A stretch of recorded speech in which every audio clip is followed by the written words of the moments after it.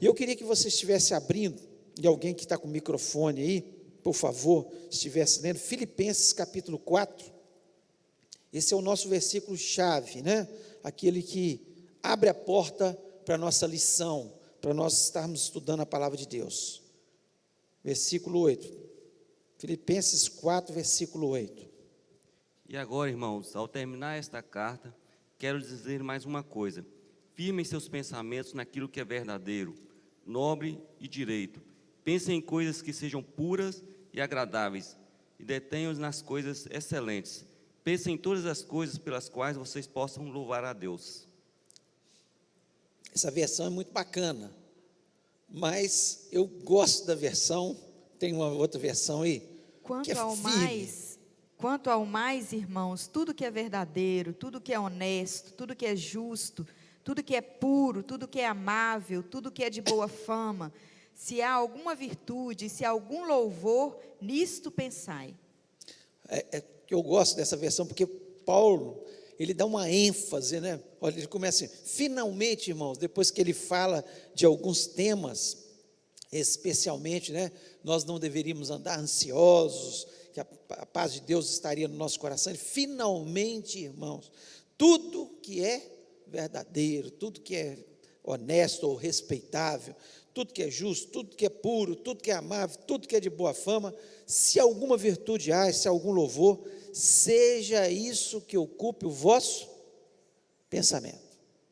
Seja isso que ocupe o vosso pensamento. Por que Paulo diz isso? Porque Paulo, na sua sabedoria, com seu entendimento sobre as coisas de Deus e por lidar há muitos anos com o ser humano e com as pessoas, Deus revela para ele nas suas cartas e com a sua experiência, e essa é uma das cartas que ele está na prisão, né? Está na prisão, então ele traz aqui alguma coisa muito forte, que tudo começa aqui, ó, na nossa mente. Tudo começa na nossa mente. Então, se a nossa mente, ela se enche com tudo que é puro, tudo que é honesto, tudo que é verdadeiro, tudo que tem boa fama, o que vai acontecer? O nosso coração vai estar cheio. E o nosso coração, quando nós falamos de coração, estamos falando da nossa mente. A nossa mente vai estar cheia das coisas que são boas, verdadeiras. E quando a nossa mente se enche de coisas que são desonestas, que são corruptas, que são mentirosas, que não trazem boa fama, que não são puras, o que a nossa mente vai acontecer com a nossa mente? Por isso, nós temos que estar selecionando. Paulo está dizendo aqui, ó, quando você vai encucando a sua mente com coisas que são verdadeiras, eu falo só a verdade, tudo é puro na minha vida, a minha mente vai sendo encucada. Então a ética cristã, aquilo que é o meu dever para com a minha pessoa, o meu próximo, para com Deus, tem que ter esses princípios. Eu tenho que inculcar a minha mente com esses princípios. Porque se eu inculcar com coisas que não são boas, aquilo vai ser a razão da minha existência o tempo todo. Vocês conhecem pessoas, por exemplo, que eles mentem, e eles acham que é verdade? Eles mentem como se fosse verdade. Eles contam assim como se fosse verdade. Porque ele aprendeu, a mente dele está tão acostumada a mentir, que ele começa a mentir agora. Às vezes ele nem está querendo mentir, mas ele mente porque já faz parte da mente dele. Parece que é uma coisa horrível que acontece na vida dessas pessoas. Então Paulo, ele fala, olha, vocês têm que começar na mente. A nossa ética, os nossos deveres, eles começam aqui na mente. Então quando eu ensino meu filho desde pequeno, ele não mentir, ele ser honesto, ele fazer as coisas boas, encher a mente dele com coisa boa, ele ler a Bíblia, ler bons livros, só assistir programas bons. Vai ser bom para o meu filho assistir novela da Globo? Não é bom, gente, porque ele vai ocupar a mente dele com o que é corrupto, com o que é desonesto, com aquilo que não é puro. Vai ocupar a mente dele com coisas, e aí daqui a pouco o que vai acontecer? A ética dele vai ser segundo a mente dele, e ele vai fazer na vida dele aquilo que está na mente dele. Então aquilo que está na nossa mente é aquilo que a gente vai praticar. Aqui interessante, no versículo 9 aqui, o apóstolo Paulo diz o seguinte: o que também aprendeste, recebeste e ouviste, e viste em mim, isso praticai, e o Deus da paz será convosco.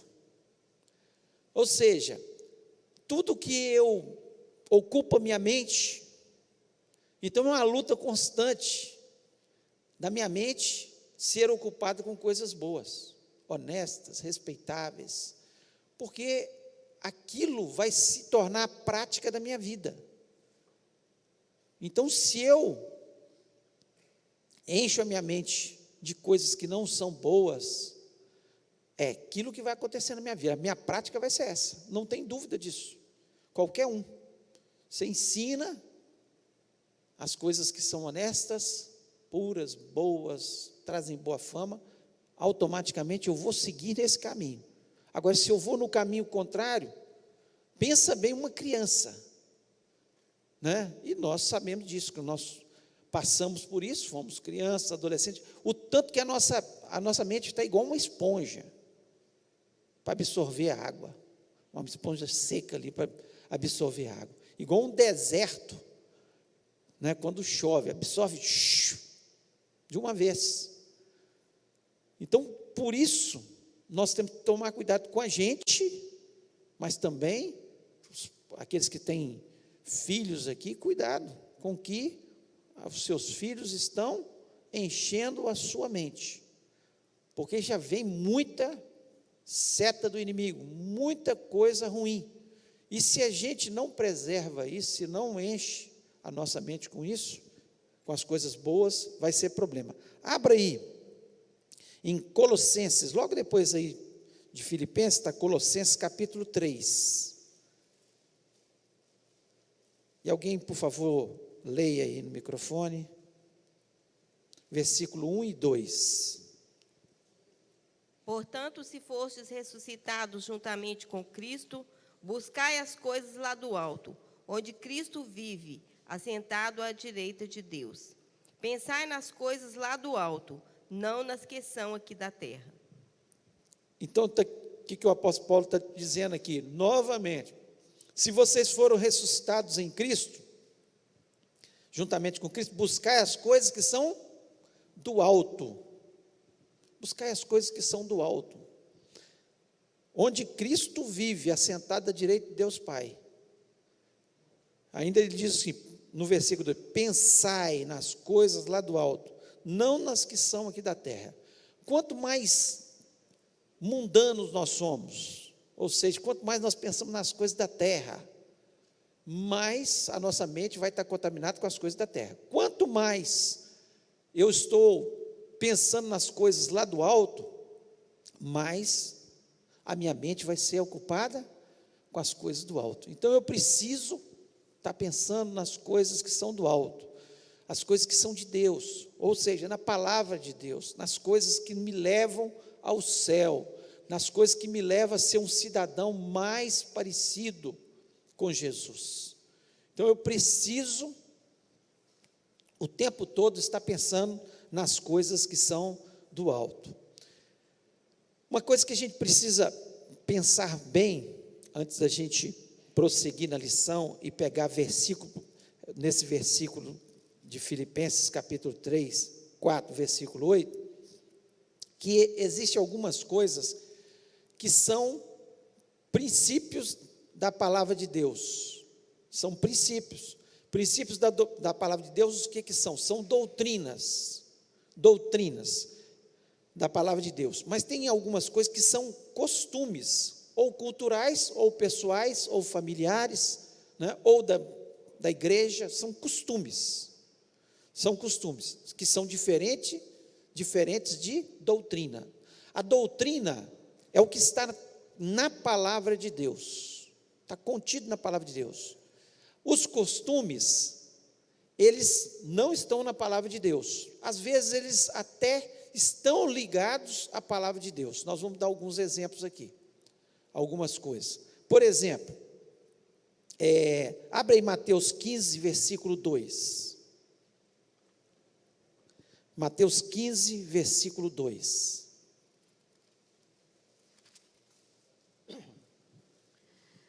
Porque transgridem os teus discípulos a tradição dos anciãos, pois não lavam as mãos quando comem. Lavar as mãos antes deles comerem, era o quê? Era uma doutrina bíblica? Era um costume dos fariseus, dos anciãos, é uma tradição. Na tradição, eles foram incluindo algumas coisas. Lavar as mãos é uma coisa boa? É uma coisa boa, não tem problema nenhum. Então, lavar as mãos antes da gente alimentar pode até ser ético, pode ser até um dever do homem, mas não é uma doutrina bíblica. Então a gente não pode tornar costumes, usos e costumes em doutrinas, porque senão nós vamos fazer acepção de pessoas em determinadas situações. Porque, por exemplo, você vai em uma igreja lá na África, os usos e costumes deles vão ser os mesmos nossos? Não, não vão ser. Agora, são deveres que eles usam e às vezes são bons? Sim. São coisas boas para aquela região, para aquela cultura, mas não são doutrinas bíblicas. Então, quando nós pensamos em doutrinas aqui no Japão, na África, nos Estados Unidos, é doutrina para todos os cristãos. Todos nós temos que seguir as doutrinas bíblicas. Nós temos que estar firmados nas doutrinas bíblicas. Agora, os usos e costumes são até, vou dar outro exemplo aqui. Você vê em algum lugar aqui que os fumantes não herdarão o reino dos céus? Tem em algum lugar? Não. Mas por que nós cristãos, nós até falamos disso na lição passada, por que nós cristãos não fumamos? É um costume dos cristãos, não é uma doutrina. Por que nós não fumamos? Por quê? Porque está baseado numa doutrina bíblica, que nós somos o templo do Espírito Santo e nós devemos cuidar do templo do Espírito Santo. O cigarro faz mal para a saúde? Até o Ministério da Saúde, não é a Bíblia que fala, não, o Ministério da Saúde adverte, fumar faz mal à saúde. É o Ministério da Saúde que está dizendo isso, que aumenta câncer, aumenta efizema, aumenta problemas na saúde inteira, nossa. Então, nós cristãos, nós temos o costume de não fumar, não é uma doutrina bíblica, mas nós temos o costume de não fumar, não beber, porque faz mal à saúde. Não usar drogas, porque faz mal à saúde. Não existe nada aqui. Agora, é lógico, a Bíblia fala da bebedice. A bebedice é pecado? A Bíblia fala, bebedice, se embebedar. Aí é pecado, é doutrina. A pessoa se torna ficar bêbada, ela está pecando. A glutonaria é pecado? É pecado. Você comer, já está saciado e continua comendo, come com os olhos, né? É pecado. Então nós temos coisas que são doutrinas, e a gente tem que pensar nisso, é doutrina, está na Bíblia, está falando aqui, que é pecado, gente. Não adianta eu falar, os tempos mudaram. A palavra de Deus, ela não muda. Deus não muda nos seus princípios, na sua doutrina. Agora, os costumes vão variar de lugar para lugar. E nós temos que estar pensando sobre isso.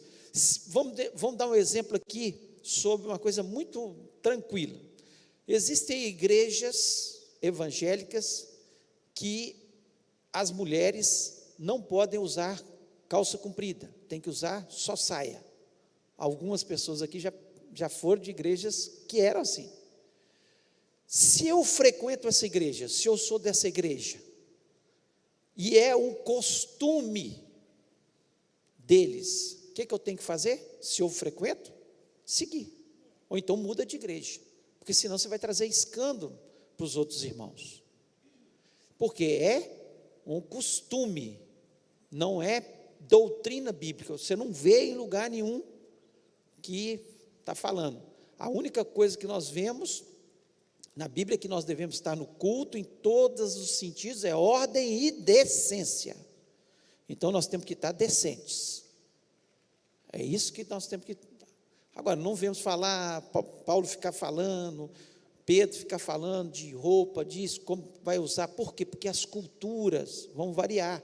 Você vai encontrar tribos indígenas inteiras, convertidas, que eles andam nus.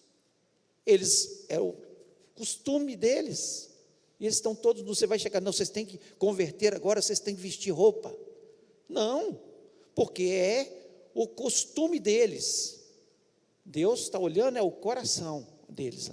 Agora, se chegar alguém aqui no culto, não vai dar certo, não vai pegar bem, porque vai trazer escândalo. Então a gente tem que ter clareza quando a gente está estudando. Abra em Atos, exemplo de uma doutrina, Atos 4, versículo 12.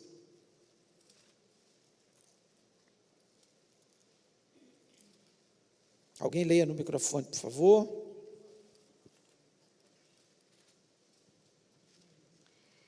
E não há salvação em nenhum outro, porque abaixo do céu não existe nenhum outro nome dado entre os homens pelo qual importa que sejamos salvos. A salvação é através só de quem?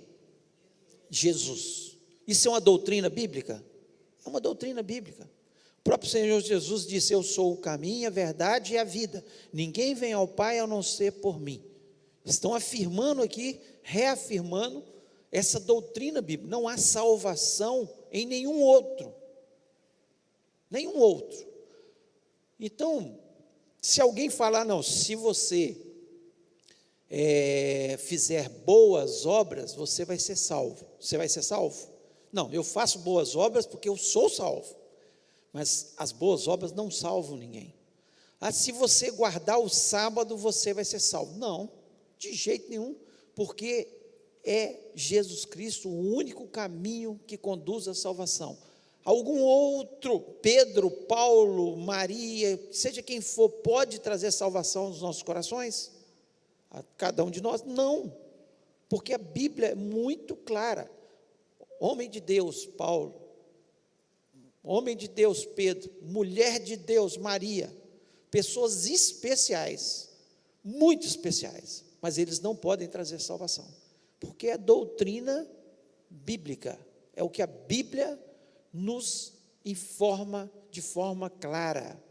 Então nós não sabemos que essa é uma doutrina e nós temos que segui-la, pregar essa doutrina. Então fica muito claro que esses costumes, eles podem fazer até parte da nossa ética, nosso dever para com os homens, mas eles não são doutrina. Doutrina é doutrina. Eles podem até fazer parte da nossa ética.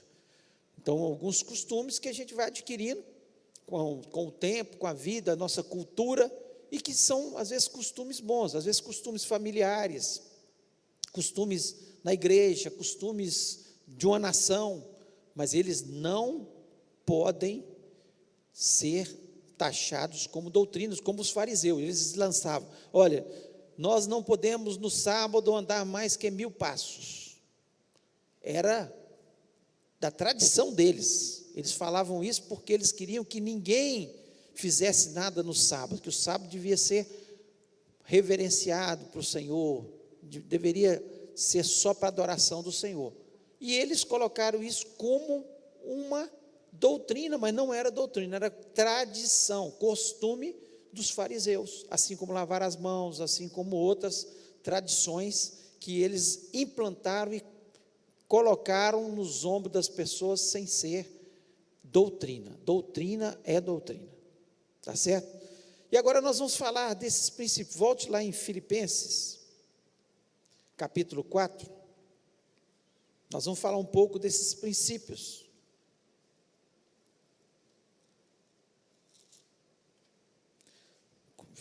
Filipenses 4, versículo 8. Então, ele diz: finalmente, irmãos, tudo que é verdadeiro. Primeiro princípio da ética cristã: verdade. A verdade, ela tem que fazer parte da nossa ética cristã. Quem que é o pai da mentira? A Bíblia fala isso, é doutrina, é o diabo. O diabo é o pai da mentira. Depois, se você quiser, você vai lá em João, capítulo 8, você vai ver isso aí. Quem é o pai da mentira? Ele é o pai da mentira.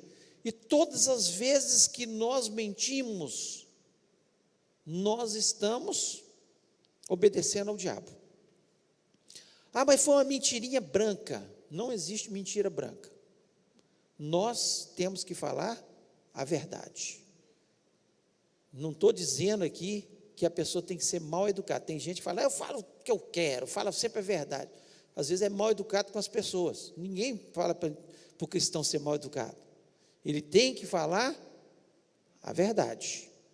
A verdade é verdade. Então nós vamos falar a verdade. Então nós não podemos cair na mentira. Abre aí, Efésios 4, 15. Tudo está pertinho, Efésios 4, versículo 15. Alguém leia, por favor.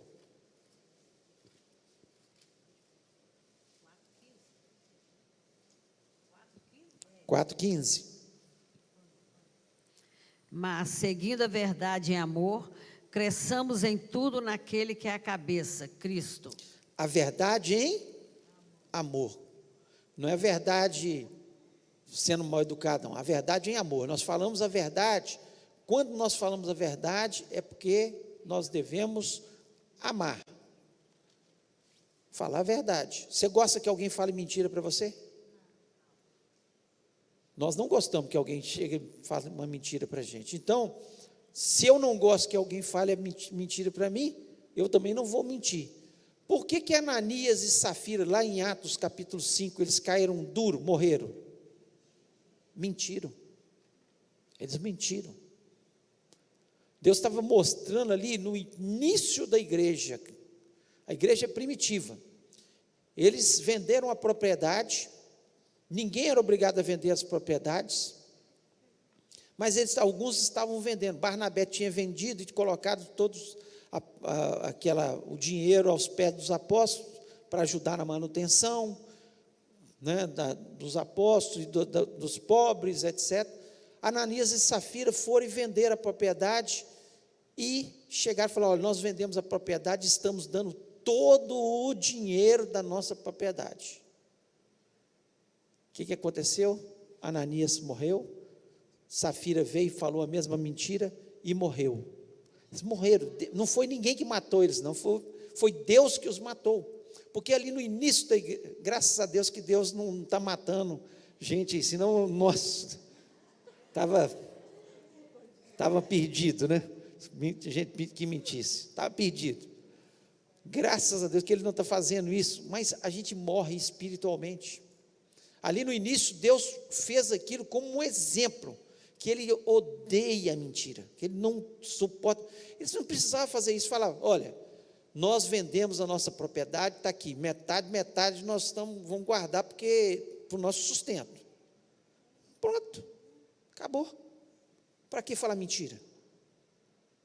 Então quando nós estamos mentindo, nós não estamos mentindo para o homem, nós estamos mentindo para o Espírito Santo. Nós estamos mentindo para Deus. E pode acontecer coisas horríveis na nossa vida quando nós mentimos. Então nós não podemos. Então tudo que é verdadeiro, cristão tem que ser verdadeiro, falar a verdade sempre. Nunca minta. Se o Espírito Santo falou a mentira, o Espírito Santo te incomodou, peça perdão a Deus imediatamente e procure fugir da mentira. Oi.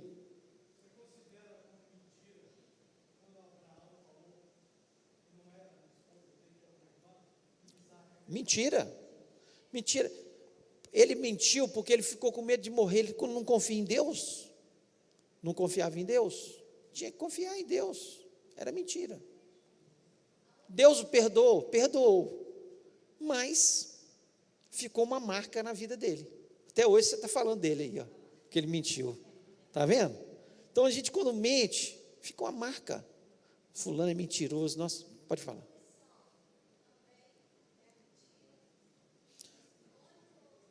Omissão, no sentido, você não falou nada.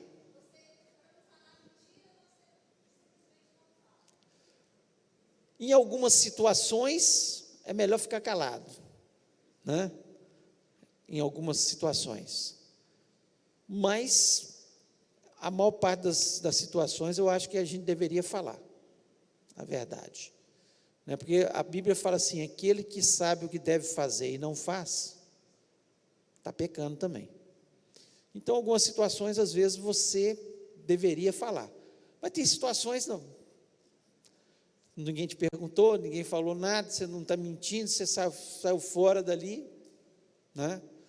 Então, algumas situações é melhor a gente ficar calado, né? Agora, se te perguntou e tudo mais, se você mentir, então você está falando mentira, é mentira, de qualquer jeito.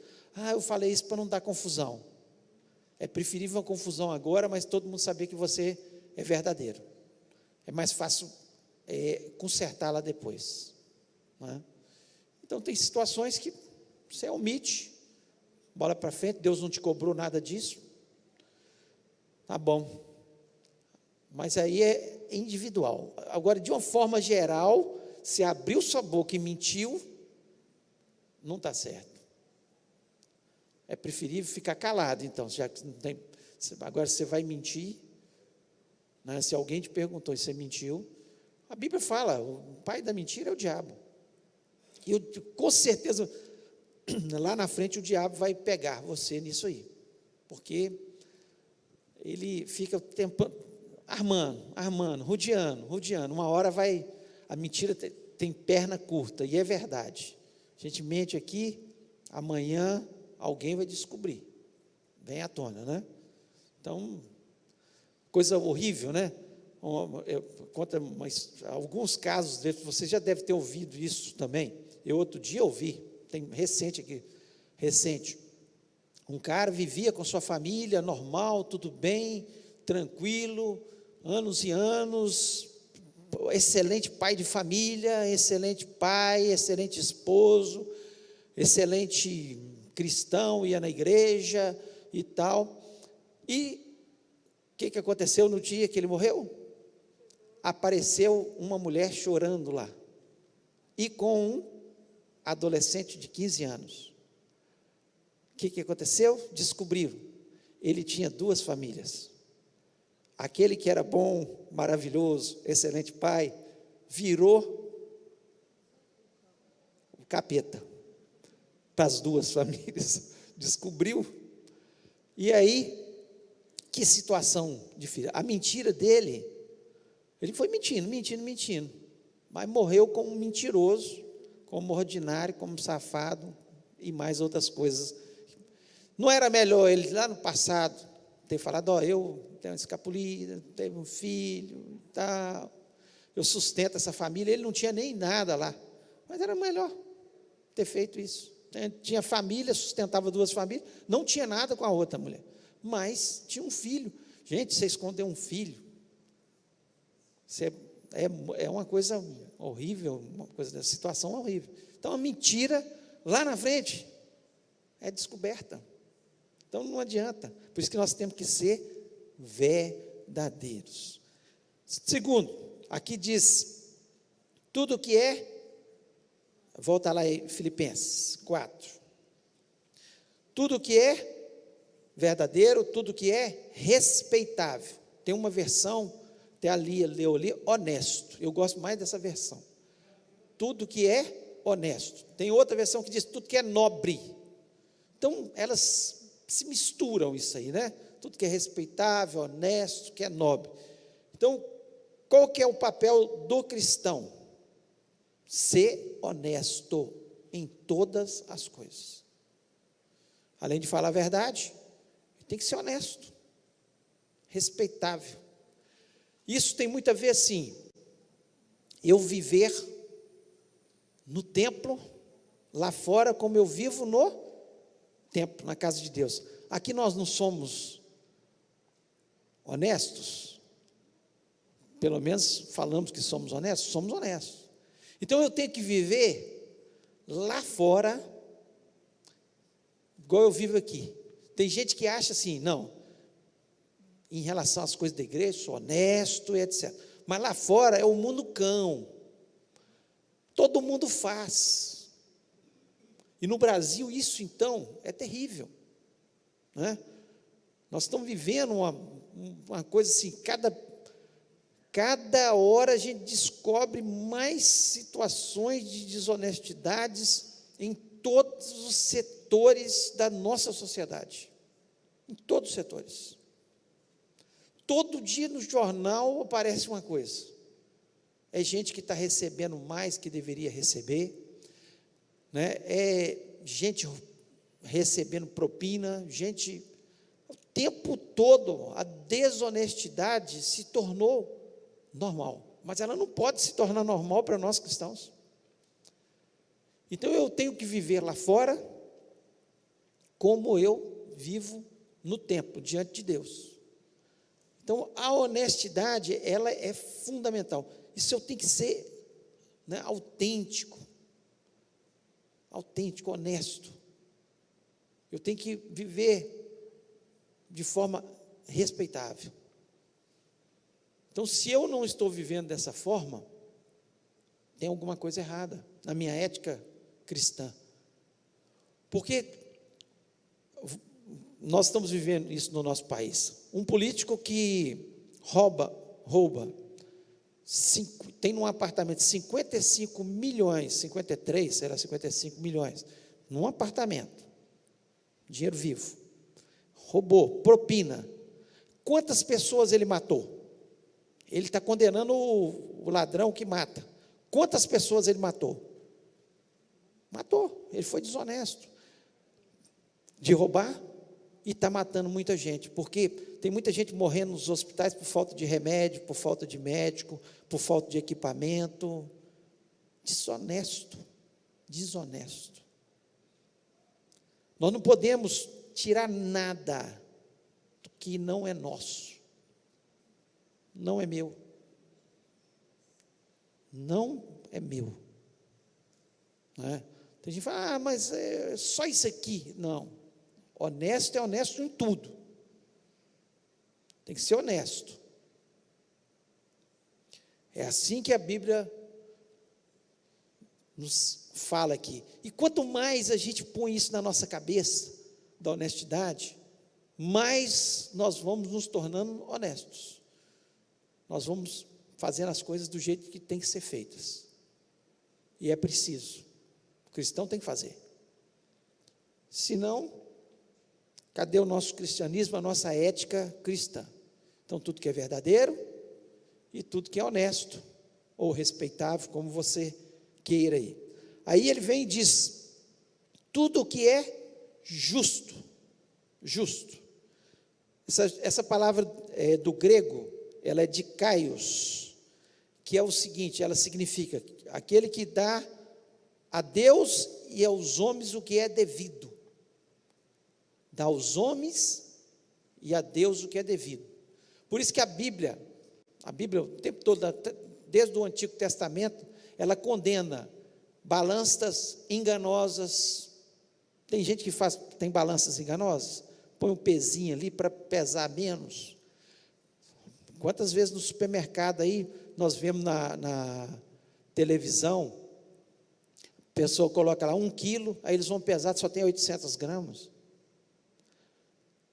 Honesto, justo, balanças justas.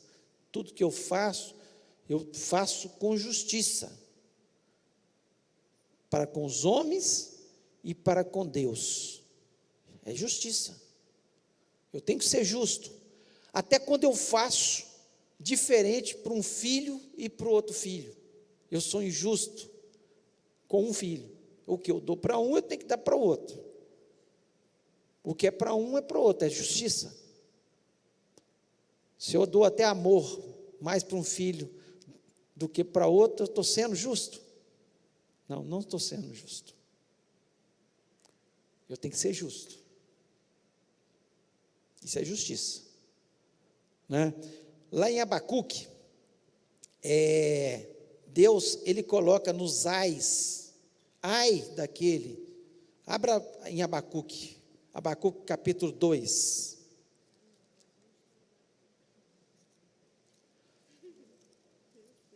lá no Antigo Testamento,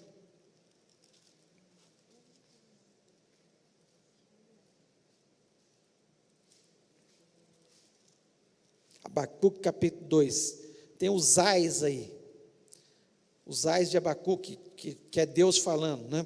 Através do profeta Abacuque. Aqui Abacuque 2.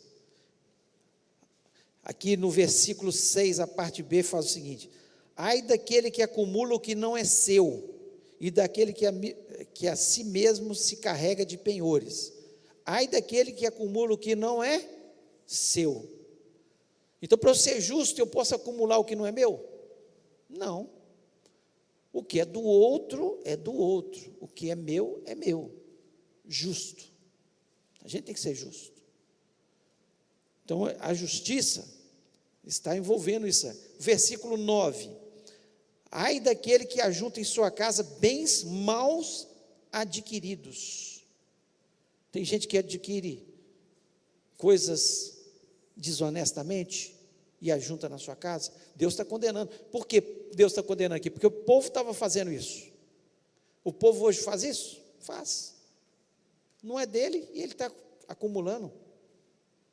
Quantas pessoas que adquiriram fortuna roubando os outros, matando os outros, fazendo coisas desonestas?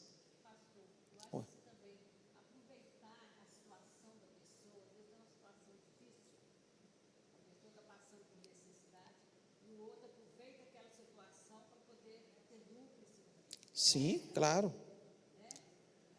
Falta de ser justo.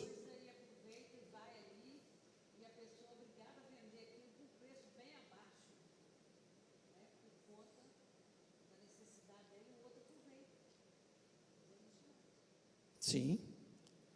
Ele não está sendo justo, né? Às vezes a coisa ele sabe que vale muito mais do que aquilo. Se a pessoa chega, não, eu estou vendendo por X, no preço de mercado eu não estou conseguindo, mas agora eu abaixei a tanto. E tudo bem, está lá, você vai comprar. Agora você fala, não, eu só te dou metade disso aí, você está precisando, mas você sabe que vale. Então, às vezes, não ser justo, né? Preferível não comprar. Aí ele diz assim, ai daquele que edifica a cidade com sangue e a fundamenta com iniquidade. É um outro ai daquele, né? No versículo 12. Ai daquele que dá de beber ao seu companheiro, misturando bebida, o seu furor, e o que embebeda para lhe contemplar as vergonhas.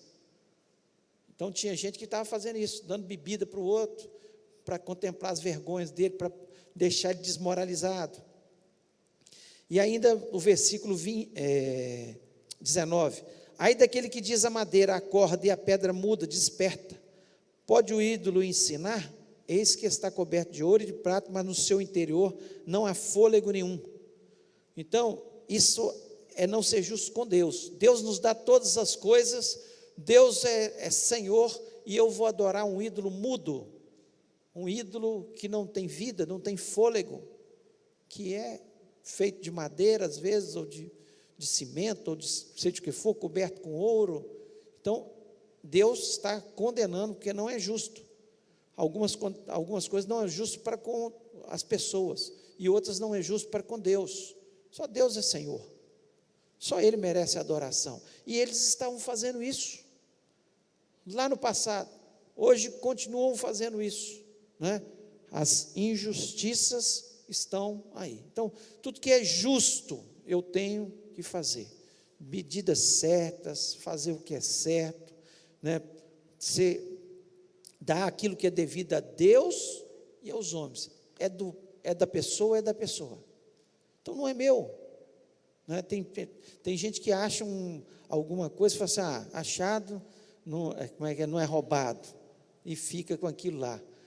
A gente vê pessoas honestas que acham, há pouco tempo, assim, como se fosse a coisa mais diferente que tem que existir no mundo, né? O cara achou uma mala de dinheiro e entregou. Não era dele, ele entregou a mala de dinheiro. Aí todo mundo, que honestidade, fez mais do que a obrigação que a Bíblia diz que nós devemos fazer. Deve devolver, e o certo é isso, né? Apareceu um dinheiro na sua conta lá no banco, já aconteceu com o seu Wilson aí, né? Apareceu um dinheiro grande lá na conta dele. Não é dele, tem que devolver. Apareceu um dinheiro na sua conta, você não sabe o que é? Esse dinheiro não é meu, não. Vai lá no gerente, fala, esse dinheiro não é meu, não é depositado. Então você descobre quem que é. Às vezes alguém está querendo me dar esse dinheiro, tudo bem, não vou recusar. Mas se caiu por engano, misericórdia. Vamos lá voltar em Filipenses, capítulo 4.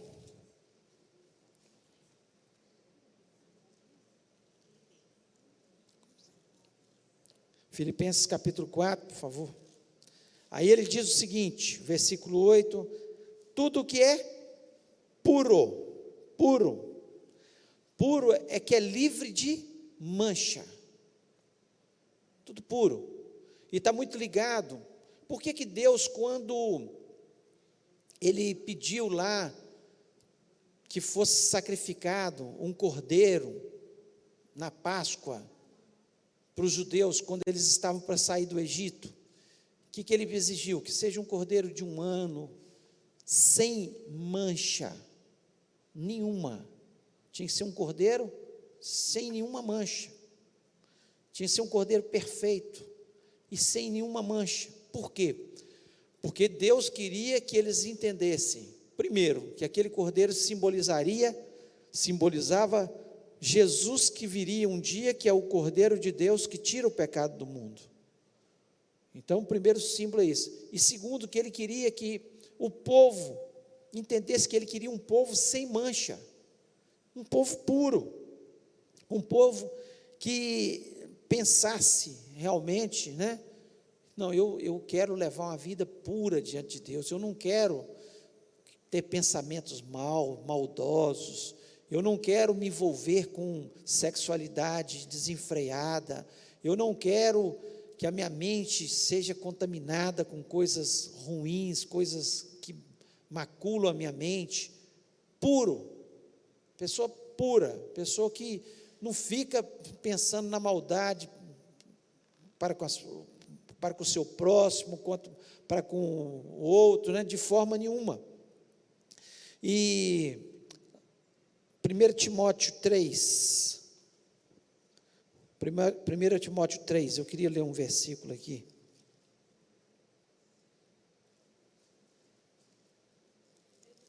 Ele fala aqui dos bispos, mas isso aqui é só para os bispos, para os pastores.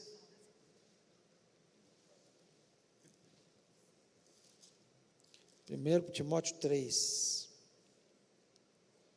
versículo 2 diz o seguinte: é necessário, portanto, que o bispo seja irrepreensível, esposo de uma só mulher, temperante, sóbrio, modesto, hospitaleiro, apto para ensinar, não dado ao vinho, não violento, porém cordado, inimigo de contentas, não avarento, e governe bem a sua casa, criando os filhos sob disciplina, com todo respeito. Então, essa é a ética do bispo, do pastor. Mas essa deveria ser a ética só do pastor? Não, de todos. O pastor tem que ser um exemplo.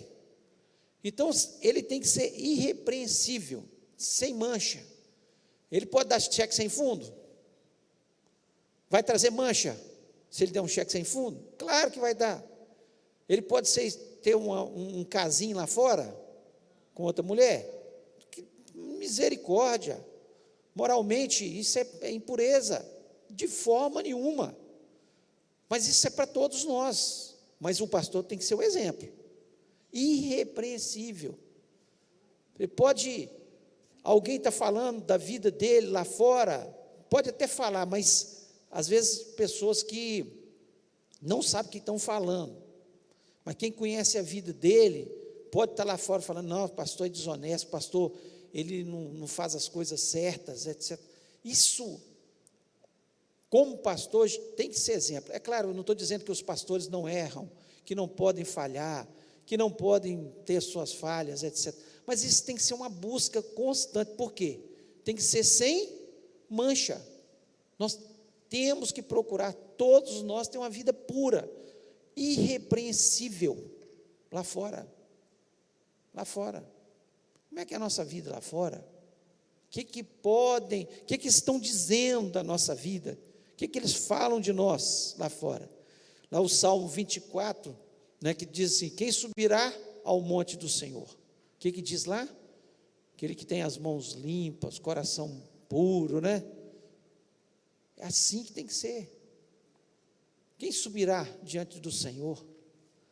Nós temos que procurar ter a nossa vida. Eu não estou dizendo aqui, gente, nem isso aí é inadmissível alguém que se pouse de perfeito, porque nós somos falhos, nós falhamos, nós temos nossos erros, a gente erra aqui, conserta ali e tal, mas a nossa vida tem que ser uma perseguição e ser irrepreensível, sem mancha, puro, que as pessoas não possam falar da gente, não posso falar. O que aconteceu com Daniel? Daniel, eles foram procurar uma falha em Daniel, procuraram, vamos ver o que nós podemos buscar na vida de Daniel, para lançá-lo lá na cova, não acharam nada, aí fala assim, vamos pegar ele na lei de Deus dele, então eles armaram para Daniel, para que ele fosse lançado na cova dos leões, através da sua vida de oração. Falaram, vamos pegar ele, se alguém dobrar os joelhos para algum Deus, alguma pessoa que não seja o rei, vai ser lançado na cova dos leões. E só pegaram Daniel nisso, porque ele estava orando, que eles nos peguem porque nós estamos orando, mas não pela mancha, falta de pureza na nossa vida, porque nós temos que procurar dia a dia purificar a nossa vida. Erramos, e quem não errar, atire a primeira pedra, né? Nós não falhamos na nossa vida, só que nós temos que procurar dia a dia não deixar mancha, porque o diabo não vem apontar, está vendo? Fulano de tal fala que é crente, mas olha lá o que ele está fazendo. Pureza, ética cristã. Vão conhecer Jesus através da nossa vida, através daquilo que nós fazemos. Faça tudo que é honesto, tudo que é verdadeiro, tudo que é puro, justo e puro. E aqui ele ainda diz, voltando lá em Filipenses capítulo 4, por favor.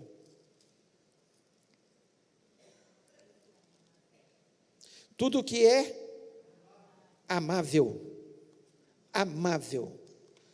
Tem uma versão que diz tudo que é agradável. Se você somar as duas, nós temos a ideia melhor do que o grego quer dizer. Lá no grego, quer dizer, que o apóstolo Paulo está dizendo, você seja uma pessoa amável, agradável para com as outras pessoas. O cristão tem que ser amável. Se eu não sou agradável com as pessoas, tem alguma coisa errada. Será que as pessoas me veem como uma pessoa agradável? Simpática? Tem cristão que as pessoas falam, nossa, o fulano de tal é antipático demais.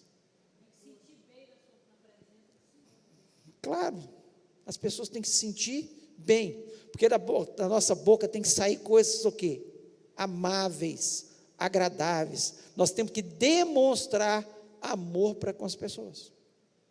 Quando eu não demonstro isso, não estou dizendo que nós não temos que falar mentira, de forma nenhuma, é a somatória das coisas, né? Nós temos que ser amáveis. Lá em Hebreus, capítulo 12, vamos abrir esse texto, que é um texto muito interessante, Hebreus 12, versículo 14 e 15.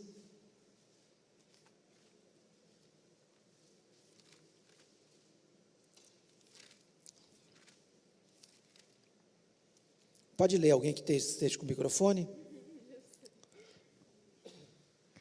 Esforcem-se para viver em paz com todos e para serem santos. Sem santidade ninguém verá o Senhor. Cuidem que ninguém se exclua da graça de Deus, que nenhuma raiz de amargura brote e cause perturbação, contaminando muitos.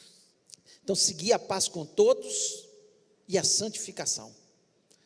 Nós temos que seguir a paz com todos, procurar seguir a paz com todas as pessoas, com todos, até que com as pessoas que às vezes falam mal da gente, segue a paz com ele. Não cria raiz de amargura no seu coração, fulano falou de mim, agora ele vai ver também, vira a cara. Não, sou cristão, gente. Jesus Cristo nunca fez isso para ninguém. Ele falava o que tinha que ser falado em amor. Ele era simpático com as pessoas. Você acha que criança fica perto de gente rabugenta, mal-humorada? E as crianças estavam o tempo todo ao redor de Jesus. Elas gostavam de estar ao lado de Jesus. Ele era uma pessoa simpática, uma pessoa agradável, uma pessoa que falava coisas, que abençoava, que levantava as pessoas, que tirava a pessoa do buraco, do lamaçal do pecado e reerguia. Ele não quebrava e moía aquele que já estava moído, que estava na pior, numa situação difícil. Não era assim Jesus. Ele seguia a paz com todos e a santificação.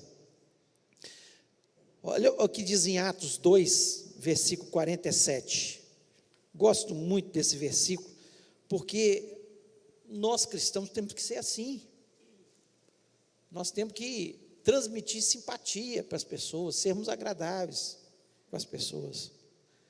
Atos 2, 47. Pode ler, por favor. Louvando a Deus e contando com a simpatia de todo o povo. Enquanto isso, acrescentava-lhes o Senhor dia a dia os que iam sendo salvos. Contando com a simpatia de todo o povo.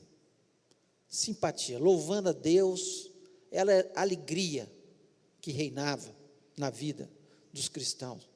Simpatia, agradáveis, eles eram amáveis, agradáveis. Caindo na graça. Caindo na graça de todo o povo. E aí, para a gente terminar, que nosso tempo também está terminando, tudo que é de boa fama tem a ver com boa reputação. Boa fama. Tudo que traz boa reputação é isso que nós temos que procurar. Para a gente ter uma noção melhor disso aí, abra em 1 Timóteo 3,7. Olha o que diz aqui, que é uma boa reputação. 1 Timóteo 3. Pelo contrário, é necessário que ele tenha bom testemunho dos de fora, a fim de não cair no opróbrio e no laço do diabo. Tenha bom testemunho dos de fora. O que as pessoas estão falando de você lá fora? Você tem boa reputação? Boa fama. É boa reputação. Tem gente que fala, eu nem ligo o que as pessoas estão pensando de mim.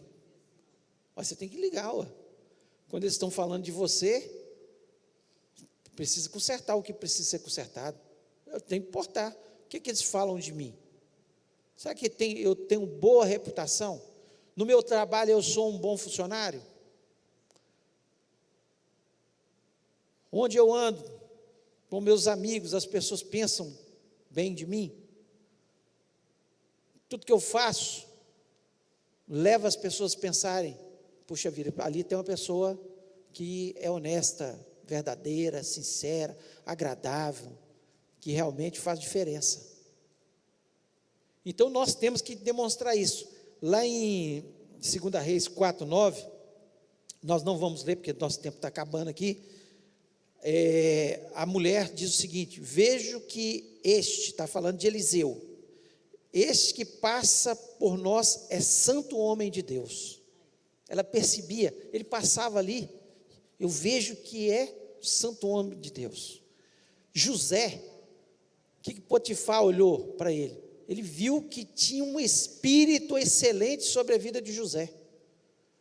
Por quê? Porque José, tudo que ele fazia bem feito, fazia com honestidade. Ele era verdadeiro. E aí ele falou: não, tem um espírito excelente, o Espírito de Deus está sobre esse cara, ele é diferente.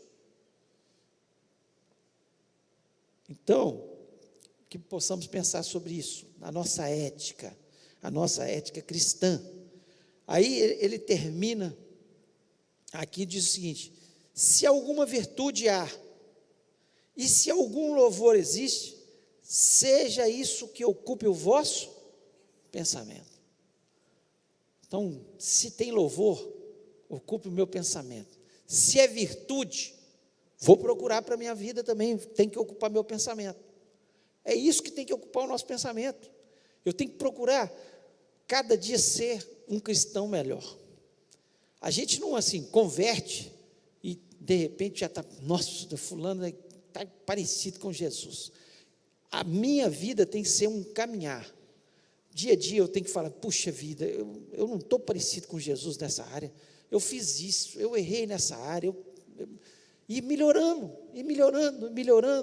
ao ponto que as pessoas comecem a perceber o seu testemunho, e comecem a ver que tem um espírito diferente sobre a sua vida, que é o Espírito Santo de Deus, e que elas queiram isso para a nossa vida. Eu lembro de um testemunho de uma jovem, ela não está aqui mais na nossa igreja, mas ela é uma serva de Deus, pessoa, que ela estava caminhando ali no calçadão, não era cristã ainda, e ela viu um grupo de jovens na porta da igreja, todos alegres, brincando um com o outro, aquele negócio. Ela parou assim, começou a ver a alegria deles saindo da igreja, a simpatia de um para o outro, um brincando com o outro com tanta alegria. Aí ela falou assim: nossa Deus, e ela estava um pouco deprimida. Ela falou assim: olha, eu vou nessa igreja, eu quero ver porque esse povo está alegre, porque ela percebeu que existia um espírito diferente sobre a vida daquelas pessoas, e ela entrou, converteu, foi grande bênção aqui, e onde ela está hoje, continua sendo bênção. Por quê? Porque ela viu diferença em uns jovens que estavam ali alegres, brincando, com simpatia diferente, uma alegria diferente. Ela falou: nossa Deus, estou precisando dessa alegria que esses meninos estão. E ela veio.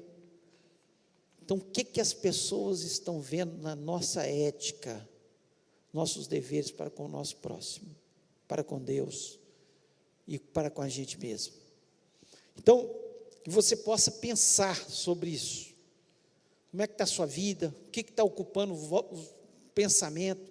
Pegue esse versículo, leia, releia, peça o Espírito Santo para te falar, e eu tenho certeza que a sua vida, cada dia vai ser mais diferente e melhor, porque quanto mais a gente serve a Deus de verdade, com os princípios da palavra de Deus, com doutrina, isso é doutrina, gente, da palavra de Deus, não é uma coisa qualquer, é doutrina para ser seguida. Doutrina é para ser seguida. Então, quando eu leio aqui tudo que é verdadeiro, tudo que é respeitável, tudo que é justo, tudo que é puro, tudo que é amável, tudo que é de boa fama, é para ser seguido. E que você possa pensar sobre isso. Feche seus olhos, vamos orar. Queria que você estivesse neste momento pensando que o Espírito Santo possa falar ao seu coração, e nós vamos estar orando, pedindo a Deus que nos abençoe, que nos dê a capacidade de seguir a palavra de Deus. Pai querido, nós louvamos o Teu nome, nós Te agradecemos, Senhor, pela Tua palavra, que é tão clara, Senhor, na nossa vida. Em nome de Jesus Cristo, que todos os que estão aqui, que estão em outras salas de aula também, estudando essa lição, possam crescer na graça e no conhecimento de Jesus, possam estar, Senhor, diante da Tua presença, louvando e exaltando o Teu nome, e, Senhor, que através do testemunho, da boa reputação, por seguir a Tua palavra, Senhor, possam, Senhor, incomodar as outras pessoas. Senhor, em nome de Jesus Cristo, que o Senhor esteja trabalhando na nossa vida. Ajuda-nos, nós precisamos do Senhor. Eu sei que nós temos as nossas imperfeições, mas o Senhor pode nos capacitar a seguir a Tua palavra. Se está aqui na Tua palavra, porque é possível. É possível. E nós queremos, Senhor, ser pessoas que exaltem o Teu nome através das nossas vidas, em nome de Jesus. Amém.